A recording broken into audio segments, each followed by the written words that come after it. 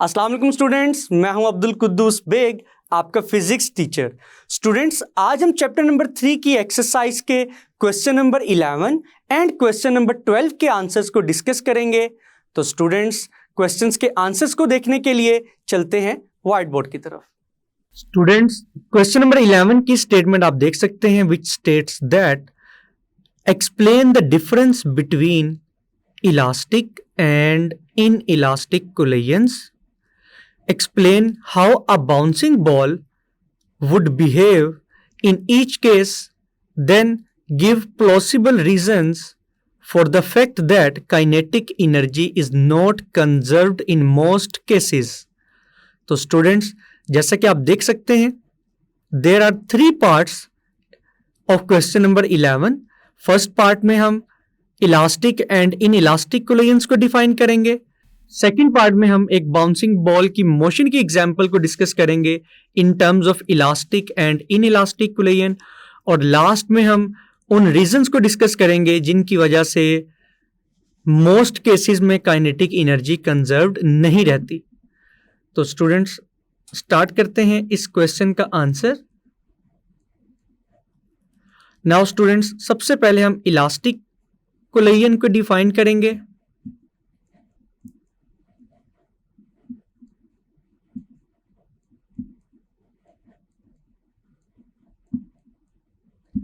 तो students, elastic collision की definition है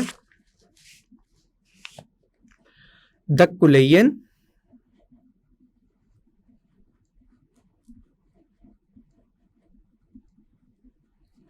in which kinetic energy of the system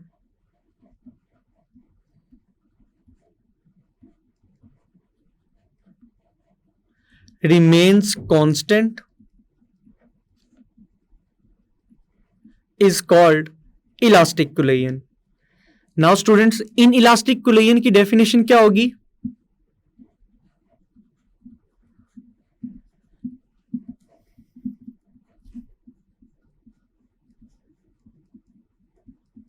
the collision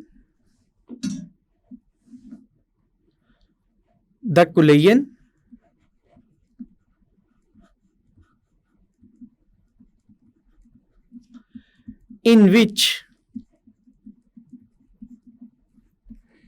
kinetic energy of the system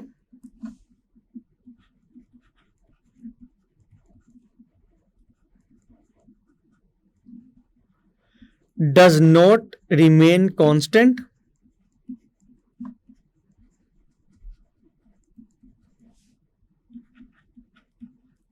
is called inelastic collision.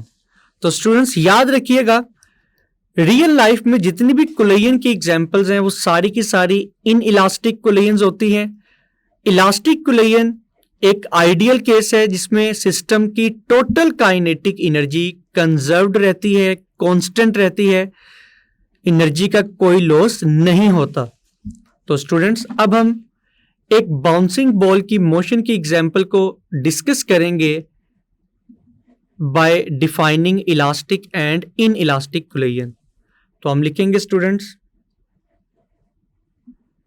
Example of a bouncing ball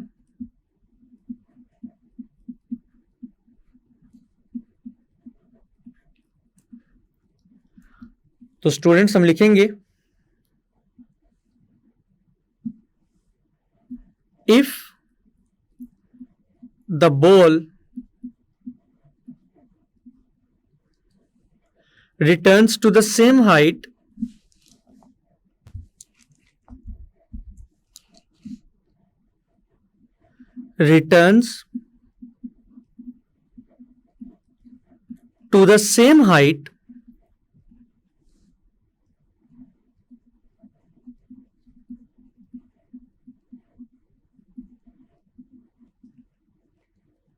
where it is dropped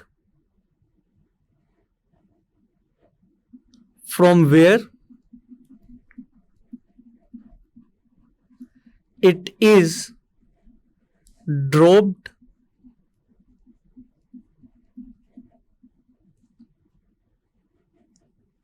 then the collision is elastic.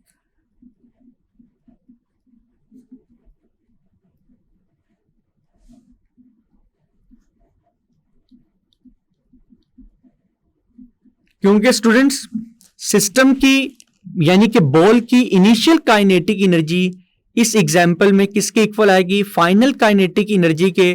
तो students there is no loss of kinetic energy और हम consider करेंगे कि system की total kinetic energy constant है, that's why it is an example of elastic collision. लेकिन students if the bouncing ball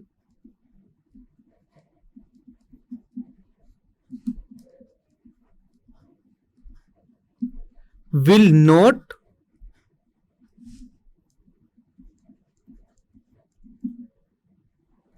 return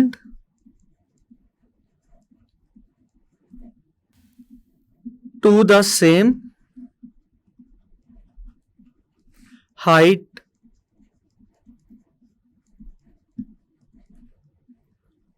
then the collision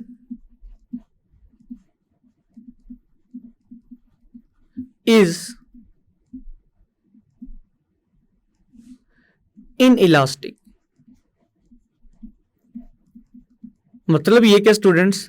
for example अगर हम एक बॉल को इस हाइट से डाउनवर्ड डायरेक्शन में फेंकते हैं तो स्टूडेंट्स तो जब बॉल बाउंस बैक करेगा अगर वो अपनी इनिशियल हाइट तक नहीं पहुंचता तो स्टूडेंट्स आप देख सकते हैं there is a difference of height, it is due to the loss of kinetic energy. तो इस केस में सिस्टम की काइनेटिक एनर्जी कंजर्व्ड नहीं रहेगी, that's why it is an example of inelastic collision. Now students अब हम इस question के लास्ट पार्ट को डिस्कस करेंगे जिसमें हम बताएंगे कि ज्यादातर केसेस में सिस्टम की काइनेटिक एनर्जी कंजर्व्ड क्यों नहीं रहती।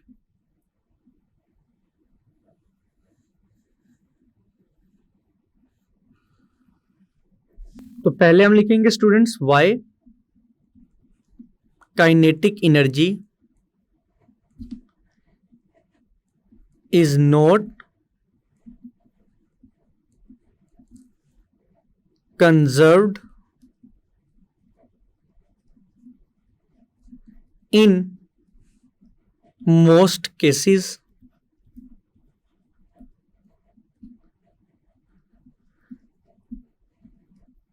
तो स्टूडेंट्स अगर हमने एक ऑब्जेक्ट को एक सर्टेन हाइट से ड्रॉप किया है और अगर वो ऑब्जेक्ट बाउंस बैक करता है ऊपर की तरफ लेकिन वो अपनी इनिशियल हाइट तक नहीं पहुंच पाता, इट मीन्स दैट कि हाइट में डिफरेंस आ रहा है और इसका यही मतलब है कि आपके सिस्टम की काइनेटिक एनर्जी लॉस्ट हुई है। अब वो सिस्टम की काइनेटिक एनर्जी कहां पर जाया हुई होगी? तो स्टूडेंट्स याद रखिएगा जब वो बाउंसिंग बॉल जमीन के साथ टकराएगा तो एनर्जी का कुछ पार्ट फ्रिक्शन की वजह से जाया हो जाएगा। Energy is lost due to friction, due to the production of sound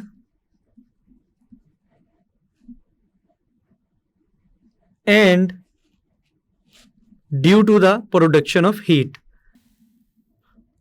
तो स्टूडेंट्स आपने देखा कि किस तरह से सिस्टम की ज्यादातर काइनेटिक एनर्जी कंजर्व्ड नहीं रहती because by collision kinetic energy friction में जाया हो जाती है, कुछ एनर्जी साउंड में कन्वर्ट हो जाती है और कुछ एनर्जी हीट की फॉर्म में वेस्ट हो जाती है। दैट्स व्हाई मोस्ट केसेस में काइनेटिक एनर्जी सिस्टम की कंजर्व्ड नहीं रहती। इसीलिए रियल लाइफ की जितनी भी एग्जांपल्स हैं वो सारी की सारी इन इलास्टिक कोलिजन की हैं। इलास्टिक कोलिजन के लिए सिस्टम की काइनेटिक एनर्जी का कंजर्व्ड रहना बहुत जरूरी है जो कि इम्पॉसिबल है रियल लाइफ में। तो स्टूडेंट्स ये था क्वेश्चन नंबर 11 का आंसर। स्टूडेंट्स क्वेश्चन नंबर 12 की स्टेटमेंट आप देख सकते हैं which states that explain what is meant by projectile motion, derive expressions for time of flight and range of projectile, and finally show that the range of projectile is maximum when projectile is thrown at an angle of 45 degree with the horizontal. तो students सबसे पहले हम projectile motion को define करेंगे।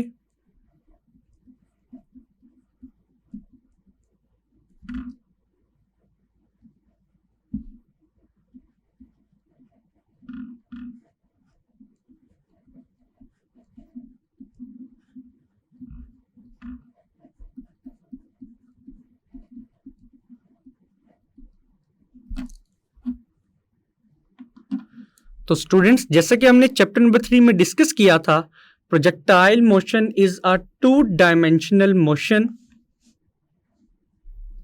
Under constant acceleration. तो हम लिखेंगे students it is a 2-डायमेंशनल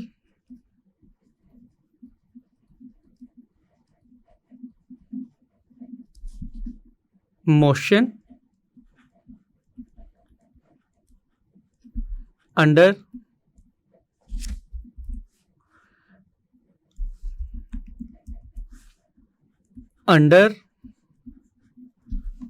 constant acceleration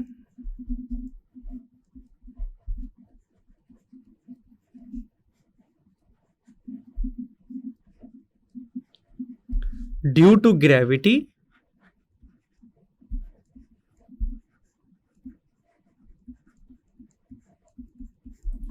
and inertia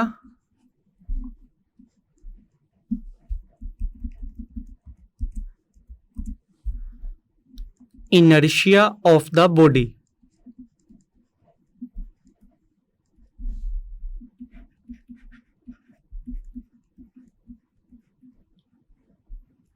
तो स्टूडेंट्स याद रखिएगा प्रोजेक्टाइल मोशन में ऑब्जेक्ट की जो 2-डायमेंशनल मोशन है वो ग्रेविटी की वजह से और ऑब्जेक्ट के इनर्शिया की वजह से होती है। ग्रेविटी की वजह से ऑब्जेक्ट डाउनवर्ड मूव करता है और इनर्शिया की वजह से ऑब्जेक्ट अपनी मोशन की डायरेक्शन के अलोंग मूव करता है। नाउ स्टूडेंट्स प्रोजेक्टाइल मोशन को डिफाइन करने के बाद अब हम प्रोजेक्टाइल मोशन को एक्सप्लेन करेंगे with the help of an example.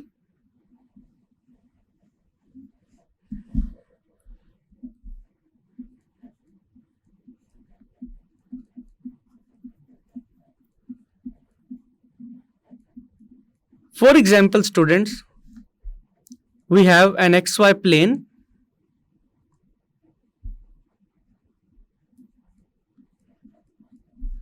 For example, students, अगर हम Y एक्सिस पर एक पॉइंट A कंसीडर करें और अगर मैं पॉइंट A से एक बॉल को हॉरिजॉन्टल डायरेक्शन की तरफ थ्रो करता हूं with an initial velocity V, तो स्टूडेंट्स आप देख सकते हैं कि इनिशियली ऑब्जेक्ट की सारी वेलोसिटी एक्स एक्सिस की तरफ है, तो इसको हम रिप्रेजेंट करेंगे Vx के साथ।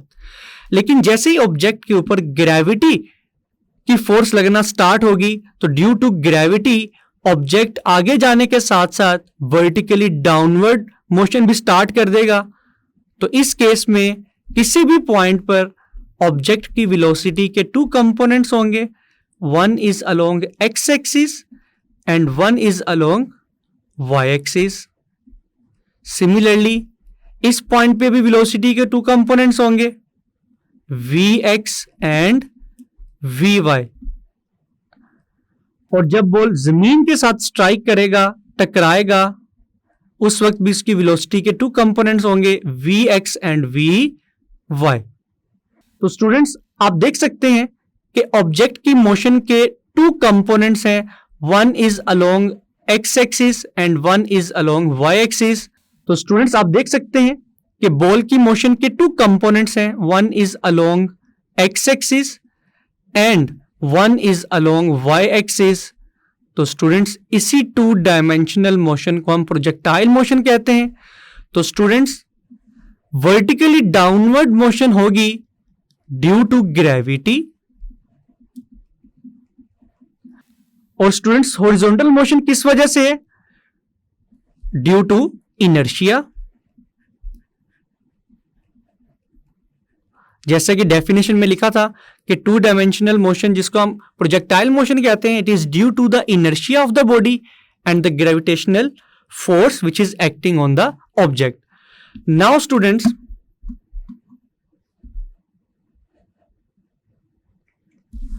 अगर हम हॉरिजॉन्टल और वर्टिकल डिस्टेंस की बात करें कि इस बॉल ने हॉरिजॉन्टल डायरेक्शन में कितना डिस्टेंस कवर किया है और वर्टिकली डाउनवर्ड डायरेक्शन में कितना डिस्टेंस कवर किया है, तो स्टूडेंट्स हॉरिजॉन्टल डिस्टेंस के लिए हम फॉर्मूला यूज करेंगे S is equal to V multiply by T।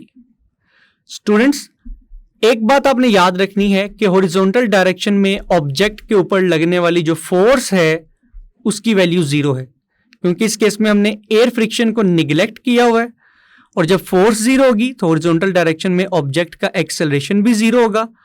तो स्टूडेंट्स इसीलिए हम कंसीडर करेंगे कि हॉरिजॉन्टल डायरेक्शन में ऑब्जेक्ट की वेलोसिटी चेंज नहीं होगी, इट विल रिमेन्स कांस्टेंट, जिसको हम Vx से रिप्रेजेंट करेंगे, और स्टूडेंट्स हॉरिजॉन्टल डिस्टेंस को हम x से रिप्रेजेंट करेंगे। तो स्टूडेंट्स वेलोसिटी का हॉरिजॉन्टल कंपोनेंट किसके इक्वल आएगा? Vi cos थीटा के, और साथ आएगा मल्टीप्लाई बाय T। तो स्टूडेंट्स ये था formula to calculate the horizontal distance of a projectile.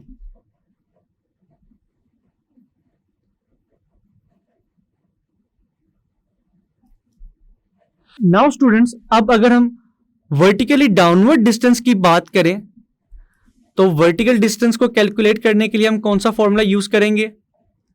Students जैसा कि हमें सेकेंड इक्वेशन ऑफ मोशन का पता है, S is equal to VIT plus half AT square.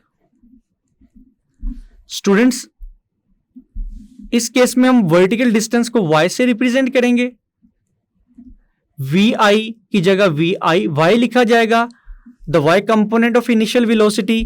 अगर आप डायग्राम से देखें, इनिशियली सारी की सारी वेलोसिटी x एक्सिस की तरफ है, तो स्टूडेंट्स यहां पर VIY की वैल्यू 0 आएगी, multiply by T plus half A की जगह G आएगा, gravitational acceleration T square, finally vertical distance की वैल्यू आएगी 1/2 GT square.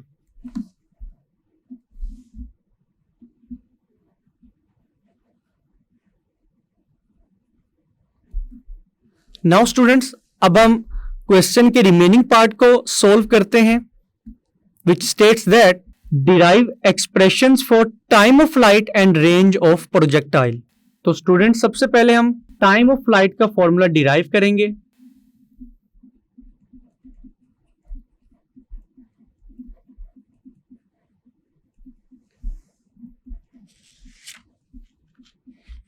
For example, students, we have an XY plane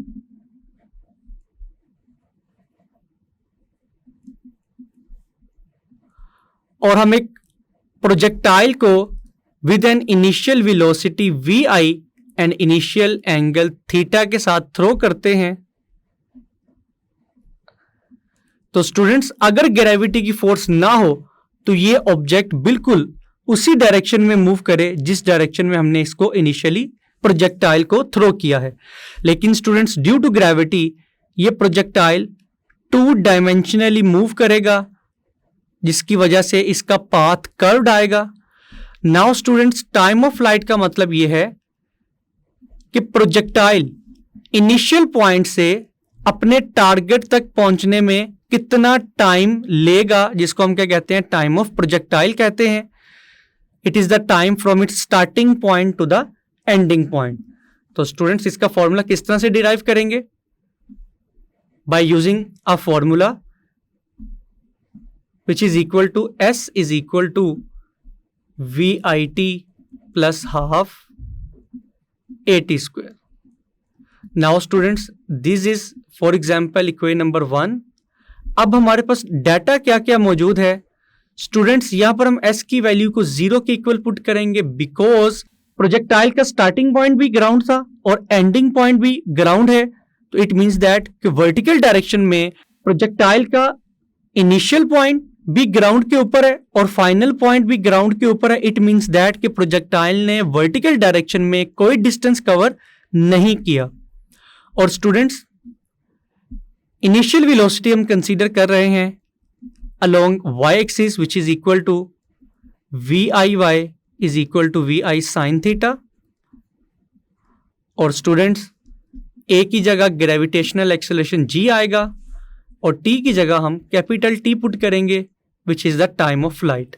now students अब हम इन वैल्यूज को इक्वेशन नंबर 1 में पुट करेंगे, s की जगह 0 आएगा और स्टूडेंट्स VI की वैल्यू है VI sin theta multiply by T plus half, a की जगह आएगा g, लेकिन स्टूडेंट्स इस केस में हम g की वैल्यू नेगेटिव पुट करेंगे बिकॉज स्टूडेंट्स ऑब्जेक्ट की जो इनिशियल मोशन है वो अगेंस्ट द ग्रेविटी है, तो g की वैल्यू नेगेटिव आएगी और लास्ट पे आएगा t स्क्वायर। नाउ स्टूडेंट्स हम लिखेंगे VI sin theta multiply by T minus half GT square. Now students negative value को इक्वल की लेफ्ट साइड पे शिफ्ट करेंगे तो ये पॉजिटिव हो जाएगी, 1/2 GT square is equal to VI sin theta multiply by T। तो स्टूडेंट्स इक्वल के दोनों तरफ सेम वैल्यूज कैंसिल हो जाती हैं, इसीलिए हम एक T को एक T से कैंसिल करेंगे। तो students finally time of projectile का फॉर्मूला आएगा T is equal to 2 times VI sin theta divided by G।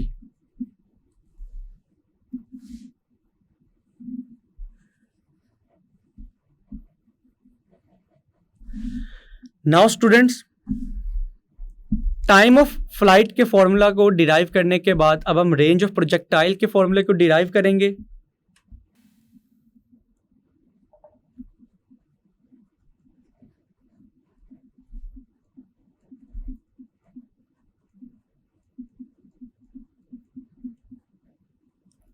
तो स्टूडेंट्स रेंज ऑफ प्रोजेक्टाइल के फॉर्मूला को डिराइव करने से पहले हम रेंज को डिफाइन करेंगे।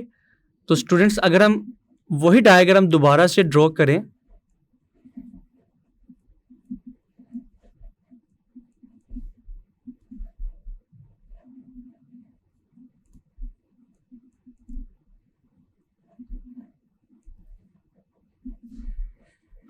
तो students range is the maximum distance which a projectile covered from its starting point to the ending point in horizontal direction।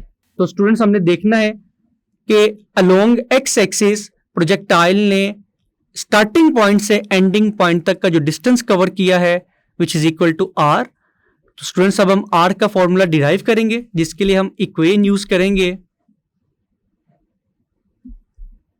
s is equal to V multiply by T। लेकिन students यहां पर हम जो data put करेंगे S is equal to the range of the projectile, V will be equal to VIX which is equal to VI cos theta. Students यहां पर हम velocity का x कंपोनेंट कंसीडर करेंगे बिकॉज हम डिस्टेंस की value measure कर रहे हैं अलोंग x एक्सिस और स्टूडेंट्स t की जगह आएगा कैपिटल T। तो वैल्यूज पुट करते हैं इक्वेशन नंबर 2 में स्टूडेंट्स, तो लिखेंगे r is equal to VI cos theta multiply by time t which is the time of flight. और स्टूडेंट्स टाइम ऑफ फ्लाइट का फॉर्मूला किसके इक्वल है 2VI sin theta divided by G। Now students इन values को solve करने से हम लिखेंगे VI square into 2 times sine theta cos theta divided by G। Students V I square as it is आएगा, 2 साइन थीटा कोस थीटा किसके equal होता है, साइन 2 थीटा के equal, and divided by G. तो students this is the final formula for the range of the projectile. Now students अब हम इस question के लास्ट पार्ट को सॉल्व करेंगे, जिसमें हमने ये शो करना है कि projectile has its maximum range when the projected angle is 45 degree.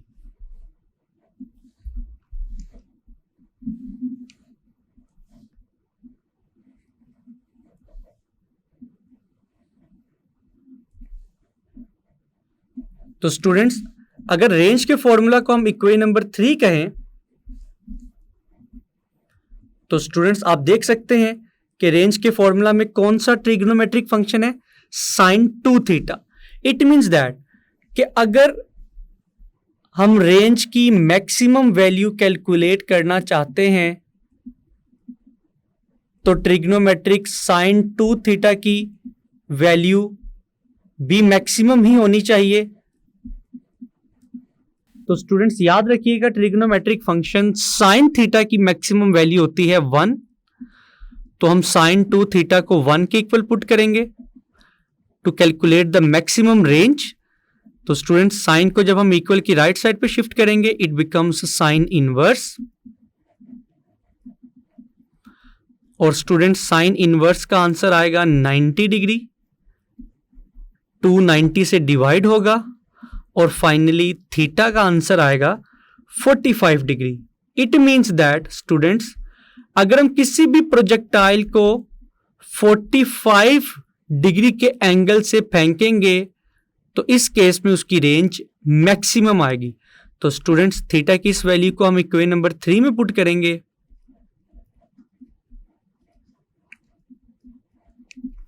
तो हम लिखेंगे students R is equal to V I square sine 2 times 45 degree